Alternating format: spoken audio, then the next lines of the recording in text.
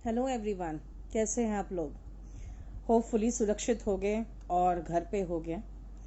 हम लोगों को तो फिर से घर पे बिठा दिया गया है। हालांकि पूरा भारत अपना अपना काम कर सकता है और सभी कुछ हो सकता है। रैलियां हो सकती है, आप कुंभ में जाके नहा सकते हैं, आप जाके दारू की दुकान में शराब भी खरीद सकते हैं, आप मेट्रो में चाहे तो अच्छे से घूम सकते हैं, बस में घूम सकते हो, पूरे दिल्ली में कहीं भी घूम सकते हो, पूरे ऑल ओवर इंडिया में कुछ भी कर सकते हो। लेकिन आप पढ़ नहीं सकते, क्योंकि पढ़ने से कोरोना फैलता है। और अगर पढ़ाई कर लिया आपने तो क्या पता सही में कोरोना हो जाए आपको, है ना। तो इसीलिए पढ़ाई छोड़ के आप पूरे भारतवर्ष में कुछ भी कर सकते हो। और सबसे अच्छा होगा कि कहीं ऐसी जगह जाओ आप जहाँ पे चुनाव वगैरह हो रहा हो, तो आपको कोरोना पकड़ने का कोई गुंजाइश नहीं, है ना। बिल्कुल सारी इंस्टीट्यूट की तरफ से मैं एक बात बताना चाहूँगी कि सब लोग ने अपनी जो भी बची खुची जमा पूंजी थी या नहीं थी, वो भी बाहर से बाजार से पैसे उठा के सब लोगों ने फिर से एक तरह से अपने बिजनेस को फिर से स्थापित किया। और फिर 2 महीने में फिर सबको घर बिठा दिया गया, ये कह के कि भाई कोरोना तो इंस्टीट्यूट से और स्कूल से और कॉलेजेस से ही फैलता है, तो आप लोग घर बैठिए। तो 2 दिन से हम लोग फिर घर बैठ गए हैं।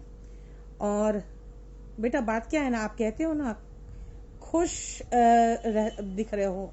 बेटा मैं कभी भी आपको यूट्यूब में या फेसबुक में रोते हुए, हाय तौबा मचाते हुए या छाती पीटते हुए कभी नहीं दिखूंगी, ठीक है। हालांकि हमारे ज़माने में कहा जाता था मर्द को दर्द नहीं होता, लेकिन यहाँ पे कई मर्द को मैंने काफ़ी हल्ला मचा मचा के रोते हुए फेसबुक वगैरह में देखा है, यूट्यूब में भी देखा है। मेरा वो कैरेक्टर ही नहीं है कि मैं रो, तो उसकी बात छोड़ो। लेकिन कुछ ऐसी बातें हैं जो बहुत चुभती है कि यहाँ पे हम लोग ये 2 महीने भी जो हम लोगों ने पढ़ाए हैं, मैं फ्रैंकली बताती हूँ, हम लोग छुप छुप के पढ़ाए। ऐसा लग रहा था जैसे हम लोग पाप कर रहे हैं, और बच्चे भी ऐसे चुपचाप से आते हैं, आके ऐसा दरवाजा बंद करके अंदर पढ़ते जैसे लगता था कि वो कुछ गलत काम कर रहे हैं। हालांकि सब कुछ बहुत ओपन हो रहा है। पिछले साल हम लोगों ने पूरा सहयोग इसलिए दिया क्योंकि उस समय हमारे सो कॉल सारे नेतागण भी प्रिकॉशंस ले रहे थे। एक दो नेतागण के फादर का डेथ हुआ जिसमें वो नहीं गए, तो लगा कि चलो कोरोना बहुत बड़ी बीमारी है, इसीलिए वो लोग अगर प्रोटोकॉल फॉलो कर रहे हैं तो हमें भी करना ज़रूरी है। लेकिन इस बार तो सब कुछ हो रहा है, सिवाय पढ़ाई के सब कुछ हो रहा है। और मैं आपको फ्रैंकली बताऊं तो मुझे तो अब कुछ ज़्यादा टेंशन अपने बेटे की पढ़ाई को लेके भी हो गया है, क्योंकि पूरा 7th स्टैंडर्ड उसने क्या पढ़ा और क्या पास किया उसने हमें नहीं पता। क्योंकि अभी जब हमने ट्यूटर चेंज किया है तो उन्होंने ये कहा है कि 7 का मैथ्स तो इसको आता ही नहीं है। तो ऑनलाइन क्या पढ़ाई हुई और वो क्या पढ़ के पास किया भगवान जाने। तो ऐसे तो नहीं चलेगा, पढ़ाई लिखाई भी ज़रूरी है। और दूसरी बात है कि आ, अगर बंद होना चाहिए तो सब कुछ बंद होना चाहिए। सबसे पहले तो शराब बंद होनी चाहिए, जो शराब के इतने पब्स खुले हैं और इतने लाइन लगे हुए हैं शराब लेने वालों का। उसके बाद रैलियां बंद होनी चाहिए, है ना।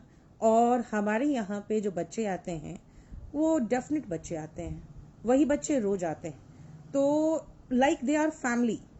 तो अगर उनके थ्रू अगर कोरोना हो सकता है तो भाई बसेस में और मेट्रो में तो कौन कहाँ से आ रहा है कुछ पता ही नहीं रहता, है ना।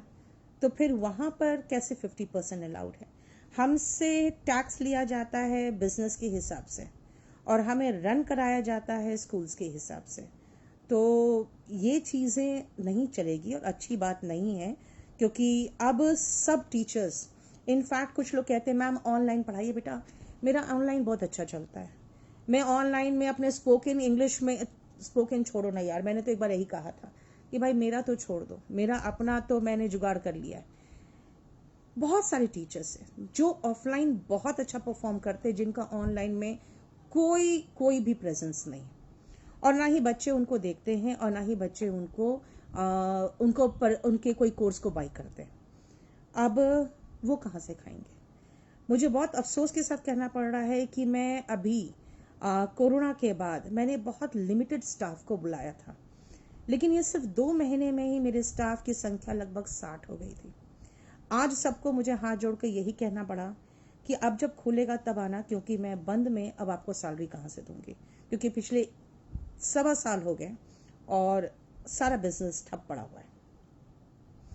तो सारे प्राइवेट टीचर्स हो, जितने भी स्टाफ है, जो प्राइवेट स्टाफ है, पूरी मुखर्जी नगर की इकोनॉमी में कहूँगी, यहाँ के सारे लैंडलॉर्ड्स जो कोचिंग सेक्टर पे ही निर्भर हैं, तो सबकी हालत चरमराई हुई है।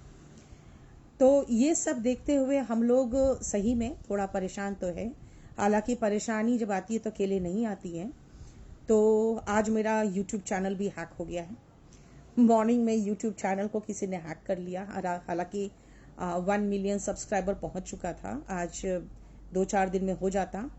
और मैं इस बात पे बहुत